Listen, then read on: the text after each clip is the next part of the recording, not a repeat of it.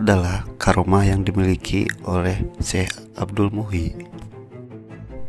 Syekh Abdul Muhyi Pamijahan adalah wali Allah yang dianugerahi karomah mampu menembus Makkah dari terowongan gua. Gua Saparwadi atau Pamijahan merupakan napak tilas dari pimpinannya para wali, yakni Syekh Abdul Qadir Jailani ketika menerima ijazah ilmu agama dari gurunya. Gua Pamijahan dikenal dengan gua yang memiliki banyak keistimewaan. Gua Pamijahan dulunya disebut dengan Gua Saparwadi.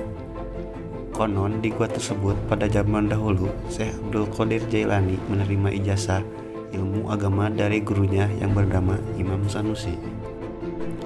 Gua yang sekarang dikenal dengan nama Gua Pamijahan adalah warisan dari Syekh Abdul Qadir Jailani yang hidup kurang lebih 200 tahun sebelum Syekh Abdul Muhyi.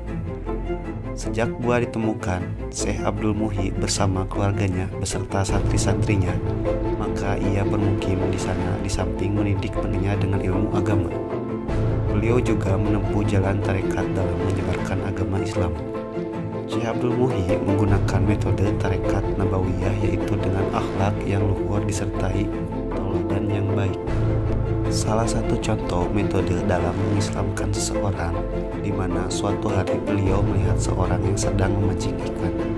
Namun orang itu kelihatan sedih karena tidak mendapatkan seekor pun juga. Lalu dihampirinya dan disapa oleh Syekh Abdul Muhyi, "Bolehkah saya meminjam talinya, Tuan?" Orang tersebut pun memperbolehkannya. Lalu Syekh Abdul Muhyi pun mulai memancing, akan tetapi terlebih dahulu membaca basmalah dan 2 kalimat syahadat.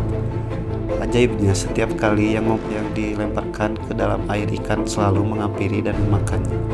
Tidak lama kemudian ikan yang didapat sangat banyak sekali, sampai membuat orang tersebut keheranan dan bertanya kepada Syekh Abdul Muhyi, "Kenapa Tuan bisa mendapatkan ikan sedangkan dari tadi tak ada seekor pun ikan yang saya dapatkan?"